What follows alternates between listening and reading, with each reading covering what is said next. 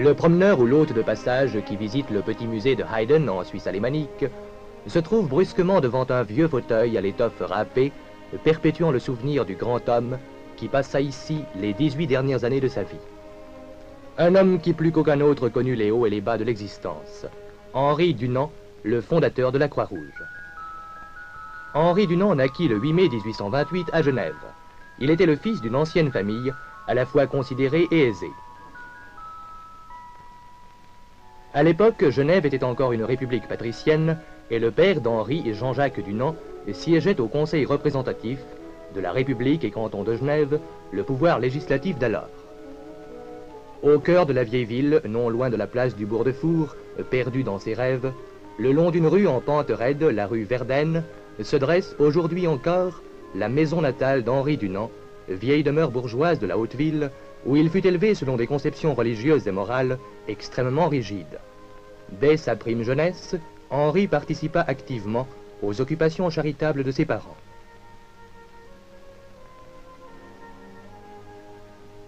Il se rendait à la prison le dimanche, passant l'après-midi à lire aux détenus des récits de voyage et autres écrits instructifs ou d'édification chrétienne. Dunant commença son apprentissage à la banque genevoise Lullin et Sauter. Ses loisirs, il les employait à réunir autour de lui un groupe de camarades, tous fils de bourgeois comme lui. L'un d'eux, Max Perrault, guidé par Dunant, devint le premier président de l'Union chrétienne de jeunes gens, organisation encore florissante de nos jours. Dès la fondation de cette union, qui a aujourd'hui d'importantes ramifications internationales, Dunant se révéla un propagandiste né. Représentant officiel de l'Union, il parcourut l'Europe pendant des années, agissant partout avec succès. À 25 ans, il entra au service de la Compagnie des colonies suisses de Sétif, qui avait en Afrique du Nord des intérêts considérables, et pour le compte de laquelle il sillonna 5 ans durant l'Algérie, en particulier la Kabylie et la Tunisie. Dunant, plein d'idées, veut travailler pour son propre compte, et envisage alors une entreprise hardie. Il fonde la Société financière et industrielle des moulins de Mons Djemila en Algérie. Dotée d'un capital d'1 million, celle-ci doit acquérir des terres et les mettre en valeur. Dunant rêve de faire de ce désert le grenier de l'Europe. Mais lorsqu'il s'agit d'acheter les terres et d'effectuer les travaux d'irrigation qui s'imposent, Dunant se heurte aux tracasseries de l'administration. Il conçoit alors l'étrange idée d'aller confier ses plans à l'empereur Napoléon III et d'obtenir son appui contre une bureaucratie réticente et pleine de lenteur. L'empereur prend part alors à la campagne d'Italie, qui devait décider l'indépendance de ce pays. Dunant arrive le 25 juin 1859 à Castiglione, en Lombardie. Il devait être le témoin involontaire des suites immédiates de la bataille de Solferino. Cette colline couronnée de cyprès, non loin du centre des combats de Solferino, vit s'affronter ce jour-là les armées autrichiennes et franco-sardes. Écoutons la description d'Henri Dunant. Aux épais nuages de la fumée, des canons et de la mitraille se mêlent la terre et la poussière que soulève en frappant le sol à coups redoublés cette énorme nuée de projectiles. C'est en affrontant la foudre de ces batteries qui grondent en vomissant sur eux la mort que les Français, comme un autre orage qui se déchaîne de la plaine, s'élancent à l'assaut des positions dont ils sont décidés à s'emparer. Des colonnes serrées se jettent les unes sur les autres, avec l'impétuosité d'un torrent dévastateur qui renverse tout sur son passage. Chaque mamelon, chaque hauteur, chaque crête de rocher est le théâtre d'un combat opiniâtre. Ce sont des monceaux de cadavres sur les collines et dans les ravins. Ici, c'est une lutte corps à corps, horrible, effroyable. Autrichiens et alliés se foulent aux pieds, s'entretuent sur des cadavres sanglants, s'assomment à coups de crosse, se brisent le crâne, s'éventrent avec le sabre ou la baïonnette. Il n'y a plus de quartier. C'est une boucherie, un combat de bêtes féroces, furieuses et ivres de sang. Le champ de bataille était semé de milliers de blessés qui furent peu à peu transportés dans les villages environnants. Dunant se hâtait là où la détresse lui semblait la plus grande. La phrase devenue célèbre depuis « Siamo tutti, tutti fratelli », nous sommes tous frères, fut la devise d'Henri Dunant au cours de cette journée terrible. C'est en ces termes qu'il raconte ce qu'il vécut. La vue du champ de bataille n'est rien, comparé au désespoir de ceux qui s'entassent pendant 1, 2 ou même 3 jours, sans soins, sans secours, et qui se croient abandonnés. Je déployais mon activité surtout dans l'une des églises de Castiglione qui se trouve sur une hauteur à gauche lorsqu'on vient de Brescia, et qui, pour autant que je m'en souvienne, s'appelle Chiesa Maggiore. Il emporta à Genève le souvenir de ces visions inoubliables et décida de les consigner par écrit. Lui-même déclare « Il fallait qu'un souvenir de Solferino fût écrit. Je ne puis l'exprimer autrement. Il fallait que le bouleversement profond et douloureux né de Solferino fût communiqué par ce bref récit, qui racontait fidèlement ce que j'avais vu de mes propres yeux. Il fallait que d'autres y participent, afin que l'idée humanitaire qui me remplissait d'enthousiasme devint féconde et put se développer d'elle-même. » Le succès du livre que Dunant fit imprimer à frais d'auteur et envoyer aux chefs d'État et à différentes personnalités de nombreux pays dépassa toutes les espérances. D'un coup, l'appel de Dunant rencontra une audience à l'échelle européenne.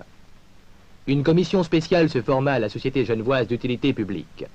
Elle se réunit le 17 février 1863 afin d'examiner pour la première fois les moyens de mettre en pratique les idées de Dunant, composée du général Dufour, de Gustave Moignier, président de la Société d'utilité publique, du docteur Maunoir, du docteur Appia et d'Henri Dunant, son secrétaire. Le comité des 5 décida d'adresser un appel au gouvernement, savoir l'adoption par les puissances civilisées d'un principe international et sacré qui serait garanti et consacré par une espèce de concordat passé entre les gouvernements. Cela servirait à sauvegarder toute personne officielle ou non officielle se consacrant aux victimes de la guerre. Dunant, au cours d'un voyage dans les États allemands et en Autriche, se fait l'ardent promoteur de ces idées auprès des plus hautes autorités de ces pays.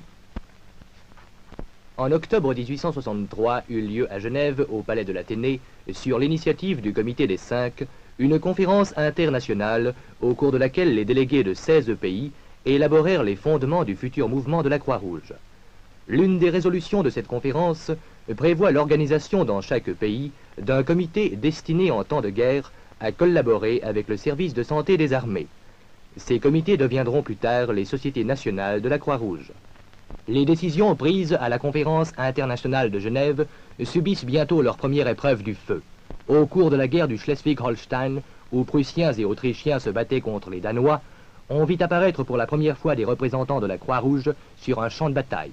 L'emblème de la Croix-Rouge sur fond blanc avait été choisi à la conférence d'octobre 1863. Le 8 août 1864 s'ouvrit à l'hôtel de ville de Genève la conférence à l'issue de laquelle devait être signée la Convention de Genève. Les articles de cette convention prévoient entre autres la reconnaissance de la neutralité des ambulances et des hôpitaux, celle de leur personnel, le fait que les militaires blessés ou malades seront recueillis ou soignés à quelque nation qu'ils appartiennent, l'adoption d'un drapeau distinctif portant une croix rouge sur fond blanc. 16 États avaient répondu à l'invitation adressée par les autorités fédérales suisses. Après bien des discussions, le traité fut signé le 22 août 1864 par 12 États. Tenace, convaincu, Dunant exerça dans les coulisses de la conférence une influence invisible mais efficace. Il avait achevé l'œuvre de sa vie.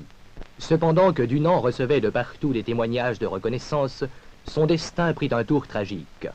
Depuis Solferino, il avait mis toute son énergie et sa fortune personnelle au service de la cause humanitaire qui venait de triompher. Mais son entreprise algérienne s'acheva sur un désastre financier. La nouvelle fit l'effet d'une bombe. Dunant a fait faillite.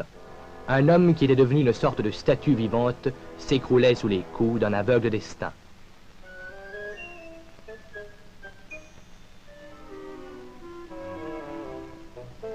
Tout arrangement avec les créanciers lésés était impossible. À Genève, Dunant fut l'objet de virulentes attaques.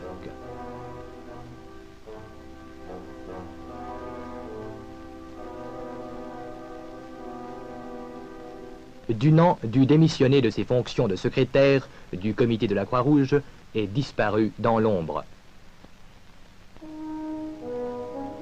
Il partit pour l'étranger, y connut la misère, souffrant de la faim, dormant en plein air ou dans des gares.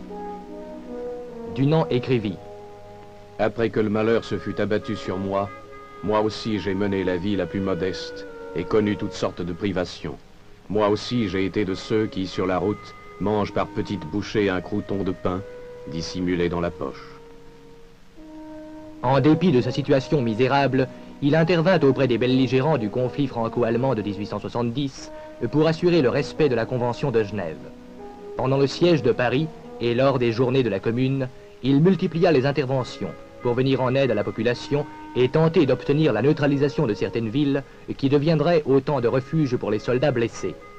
Cette période mouvementée qui ne lui apporta que misère et privation marque un tournant décisif dans la vie de Dunant. Il fuit dès lors les hommes, ayant honte de sa situation. Quittant un monde ingrat, il se retire à Hayden, petite station du canton suisse d'Appenzell. C'est ici, coupé de tout ce qui a été sa vie jusqu'à maintenant, qu'il trouve asile. Il vit d'abord dans une pension, puis ses maux physiques s'étant aggravés, il est admis à l'hôpital de district de Hayden. Sa famille lui verse une modeste rente. Si au début il fait encore quelques promenades, il ne quitte bientôt plus sa chambre. Il était généralement assis à la fenêtre, le regard posé sur le village, ou bien penché en silence sur sa table de travail, il écrivait ses mémoires dont il polissait le texte inlassablement. Et c'était comme un défilé spectral d'empereurs, de monarques et de ministres, où le puissant donnait la main aux pauvres, que Dunant était devenu. Un jour, en 1895, un journaliste suisse, Georges Baumberger, vient à Hayden. Il rencontre par hasard Henri Dunant, que tout le monde croyait mort depuis longtemps. Un article publié dans la revue Überland und Meer à Stuttgart fut le signal de la redécouverte de Dunant. Rudolf Müller, ami et admirateur de Dunant, publia un livre rappelant les mérites du fondateur de la Croix-Rouge. Il préparait ainsi le terrain à la consécration qui attendait le grand philanthrope. Et ce fut en 1901 le premier prix Nobel de la paix qui couronna l'œuvre et la vie d'Henri Dunant. Pourtant, l'octroi de ce prix ne changea rien aux modestes habitudes d'Henri Dunant, puisqu'il ne toucha jamais à l'importante somme qu'il représentait. Sa fortune fut léguée à des institutions de bienfaisance. Lors de son 80e anniversaire, Dunant vit affluer une dernière fois le tumulte des félicitations. Mais il était déjà au-delà de toute gloire et de toute misère. Dans un élan de colère et d'amertume, il écrivit à un ami « Je désire être porté en terre comme un chien. Je suis un disciple du Christ comme au 1er siècle et rien de plus. » Venu à Hayden dans le silence, il voulait en repartir dans le silence. Il mourut le 30 octobre 1910. Le corbillard fut conduit à la gare par un détour. Aucun discours ne fut prononcé lors de l'incinération. Son tombeau se trouve à Zurich. Si la vie terrestre d'Henri Dunant était achevée, l'idéal humanitaire qui l'avait animé lui survivait. Et la Croix-Rouge étend aujourd'hui son œuvre bienfaisante et protectrice sur le monde entier.